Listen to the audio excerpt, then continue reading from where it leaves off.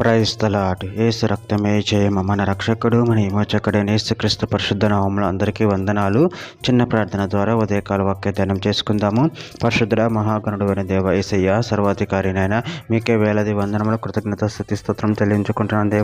దేవ ఉదయకాలం ప్రభు వాక్య భాగం ధ్యానిస్తుండగా వాక్య భాగం ఒక అర్థమాటలు సహాయం చేసి మీ కృపలో బలపరిచి మీకు మాదిరిగా మమ్మల్ని నడిపించి మీ చిత్తమును మా జీవితంలో జరిగించమని చిన్న ప్రార్థన యేసుక్రీస్తు పరిశుద్ధ నామములో అడిగి వేడుకుంటున్నాను తండ్రి. Amen amen.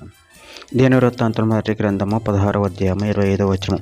యెహోవా మహాఘనత వహించినవాడు, ఆయన బహుగా స్తుతి నొందదగినవాడు, సమస్త దేవతల కంటే ఆయన పూజ్యుడు. ఆమె దేవుడి వాక్య భాగం దీవించును గాక.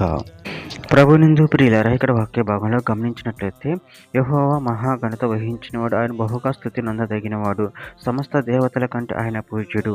అదేవిధంగా వాక్య భాగంలో గమనించినట్లయితే కీర్తనల గ్రంథం 89వ అధ్యాయం 7వ వచనంలో పరిశుద్ధ దూతల సభలో ఆయన మిక్కిలి భీకరుడు, తన చుట్టూ నున్న వారందరికంటే భయంకరుడు.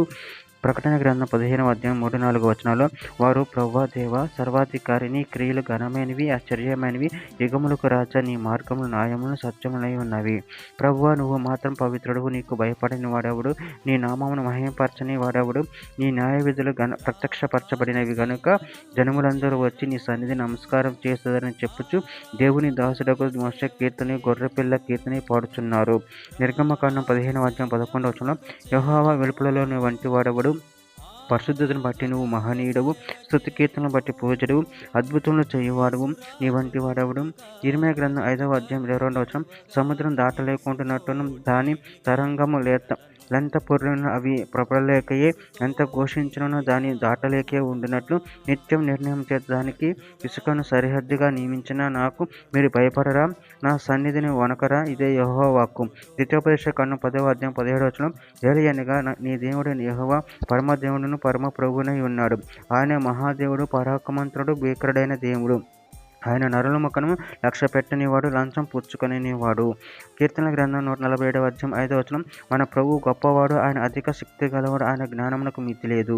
చివరిగా ఒక మాట, దీని వృత్తాంతం మొదటి గ్రంథం 16వ అధ్యాయం 30వ వచనం భూజనులరా ఆయన సన్నిధిని వణకుడి, అప్పుడు భూలోకం కదలకుండాను, అప్పుడు అది స్థిరపరచబడును. ఆమె దేవుడి వాక్య భాగం దీవించిన కాక చిన్న ప్రార్థన చేసుకుందాము.